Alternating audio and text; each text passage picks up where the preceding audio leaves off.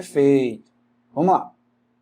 Tratados estabelecidos com a Inglaterra. Já vimos o de 1808, perfeito, mas também temos os tratados de 1810, de aliança, amizade, comércio e navegação. E aqui tem a foto original para ti, porque eu sou desses, olha aí, ó. Vamos lá.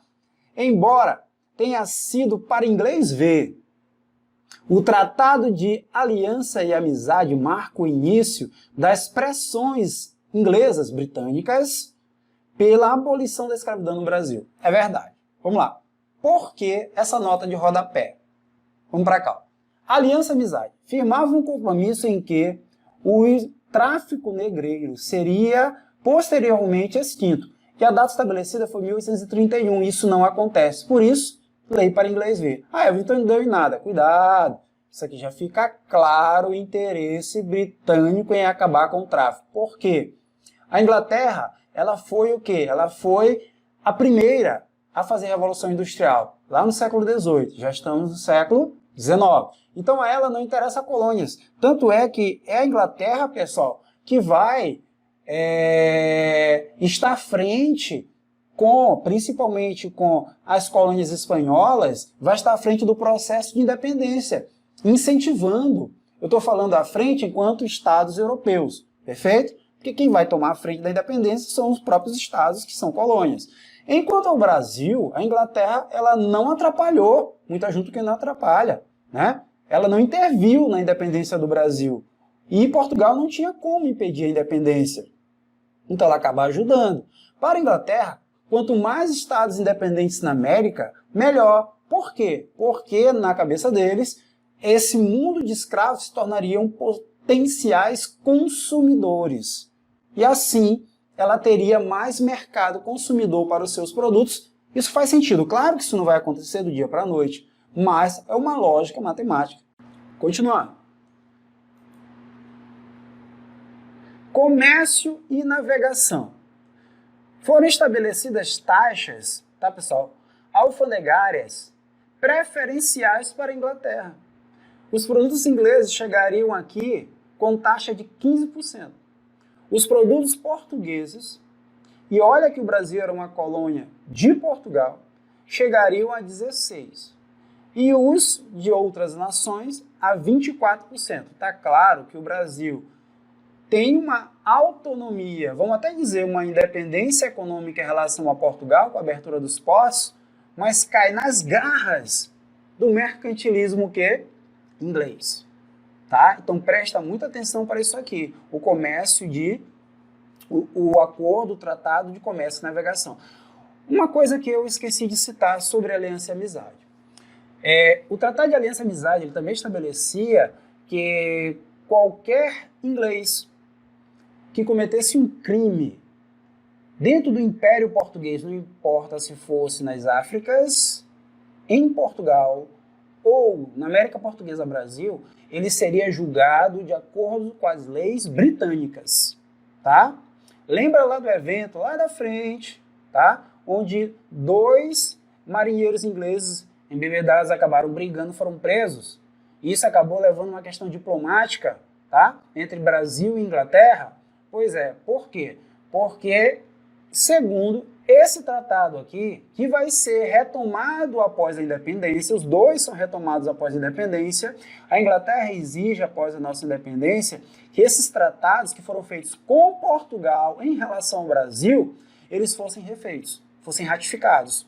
Essa é a exigência. Para quê? Para que a Inglaterra reconhecesse a nossa independência. Entenda uma coisa, um país, ele não adianta ele só proclamar-se independente. Ele tem que ser reconhecido enquanto independente. O primeiro país que reconhece a independência do Brasil é os Estados Unidos. O segundo foi a Inglaterra, porque ela exige que esses tratados fossem o quê? Retomados e ratificados. E o terceiro é Portugal, porque Portugal exigiu uma cobrança de 2 milhões de libras esterlinas. Então não esquece disso, beleza? Vamos continuar. Só vídeo de conta, presta atenção.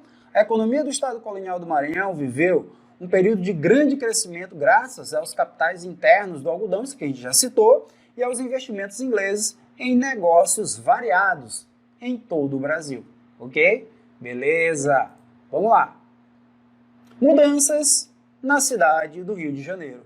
E é claro que é lá onde nós vamos perceber as principais mudanças. Que mudanças são essas? Pelo amor de Deus, vamos lá. Ó. Missões estrangeiras vieram para o Brasil avaliar a riqueza da região. Será que vale a pena? O que tem de interessante lá para a gente poder investir? Qual setor que a gente pode explorar? E com certeza tinha muita coisa boa para explorar no Brasil para esses investidores, principalmente ingleses. Tá? Biblioteca Real foi construída. Primeiro jornal do país, Gazeta do Rio de Janeiro, foi instituído. Além disso, novos prédios públicos, como a Casa da Moeda, o Banco do Brasil, a Academia Real Militar e o Jardim Botânico, tão famoso Jardim Botânico, também foi criado. Tá, pessoal? Não para por aí não, ó. Presta atenção. Distribuição de cargos e privilégios a portugueses, tá? Mais tarde isso vai trazer problemas, porque quando o Brasil se torna independente, a aristocracia brasileira não vai aceitar isso aí. Muito bem, mas isso é assunto para próximas aulas. Vamos lá. Aumento de tributos, desagradando muitos. É claro, pessoal, esses tributos vão ser elevados para poder sustentar a presença da família real e também para poder fazer as mudanças necessárias na cidade. O Rio de Janeiro era uma cidade insalubre. Veja que na República, lá no governo de Rodrigues Alves, nós tivemos a revolta da vacina, onde está envolvida a questão da insalubridade do Rio de Janeiro. Imagina o Rio de Janeiro no período de Dom João, que Dom João já teve que fazer mudança, de trazer o físico especialista em urbanização para poder melhorar a circulação de ar, para poder melhorar a movimentação dentro das estradas, que muitas não eram pavimentadas. Claro que esse pavimentado que a gente está falando aqui é de pedras, mas não eram. Então isso vai ter que ser mudado, o Rio de Janeiro vai ter que ser melhorado, tá? Imagina como não era a cidade do Rio de Janeiro no período da chegada da família real, que ela teve que ser melhorada. Para isso, aumentar os impostos. Entenderam? Vamos lá então, ó. Construção do convento de Santa Teresa. Muita gente não sabe disso, tá? Criação da academia e literárias e científicas. Casa dos governadores, palácio dos vice-reis e, por fim, o Paço Real. A construção do Arqueduto da Carioca, cuja primeira versão era da época de Aires de Saldanha, ó, antigo. A primeira tipografia na colônia em 1747. Muita gente não sabia isso, eu fui cavar isso aqui em artigo científico para vocês. Ó, abertura de ruas, tá? Do lavrádio, por exemplo, tá? Aterros de charcos e pântanos. Por quê? Chegou à conclusão que o problema não era só o fato da cidade estar em um declive e cercada de morros, mas também a quantidade gigantesca de pântanos que fazia com que fosse muito úmido e trouxesse sempre problemas respiratórios, tá? Então isso aqui teve que ser feito, tá? Medidas de saneamento. E olha, a gente está aqui muito antes da revolta da vacina. Construção de chafarizes, praças, né? Fortalezas, calçamento de ruas, tá? Etc, etc, etc. Então, para isso, aumenta os impostos, para isso, insatisfação de quem está pagando impostos. Ok? E aqui nós temos o tão famoso Jardim Botânico, uma imagem aí antiga, para que você possa perceber. Olha o Pão de Açúcar lá no final. Legal? E uma imagem mais atual, orquidário do Jardim Botânico. Política externa de Dom João. Vamos lá, pessoal. O que Dom João fez nessa política externa dele?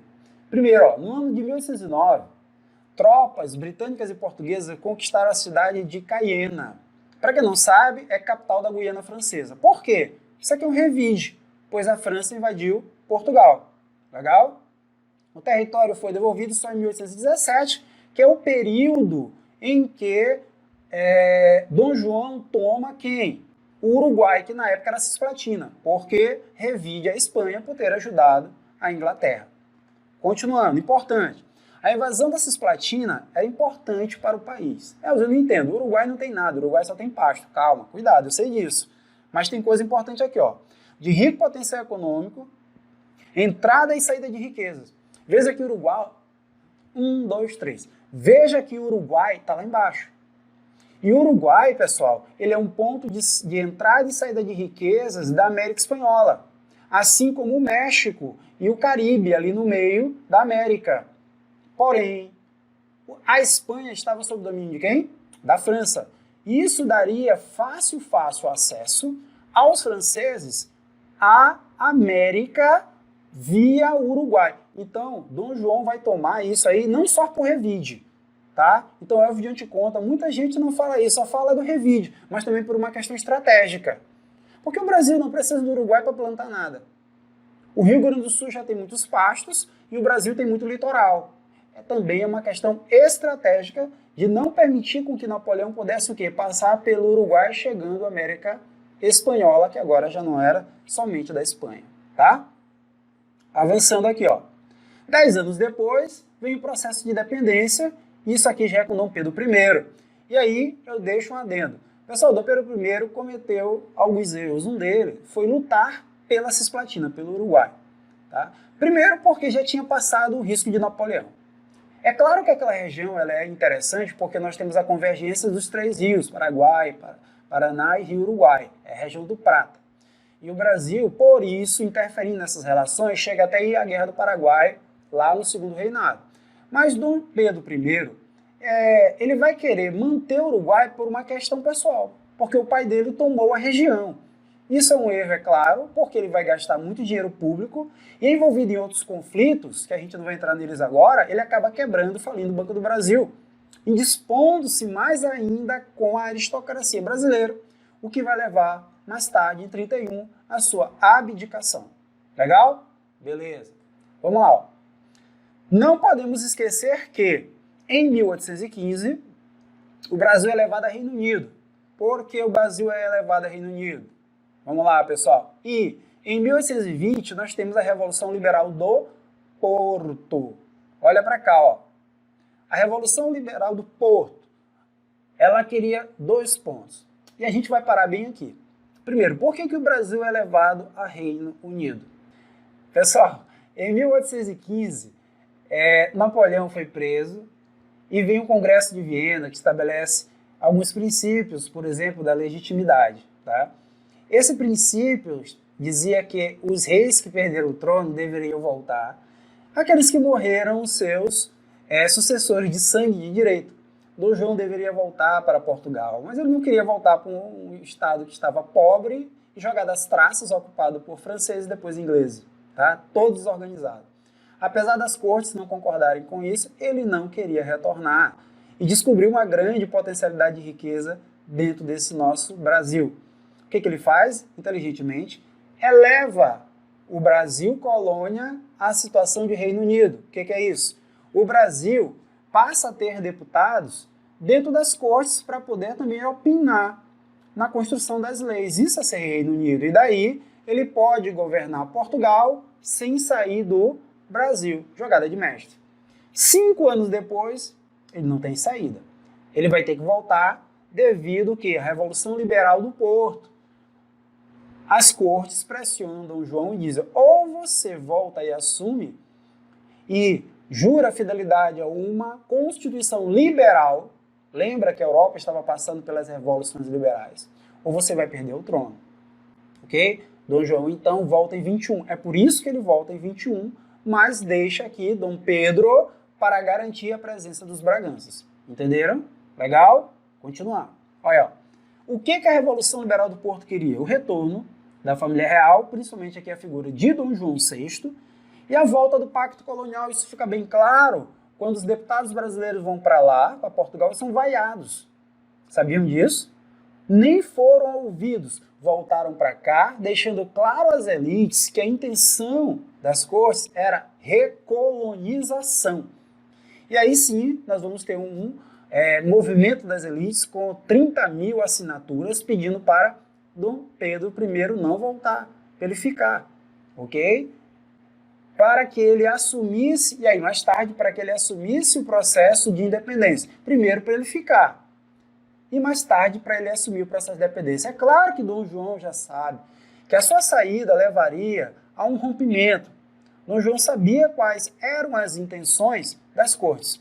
Então ele diz o seguinte: Pedro, se for para outro aventureiro fazer a independência, faça tu que é meu filho e me respeita.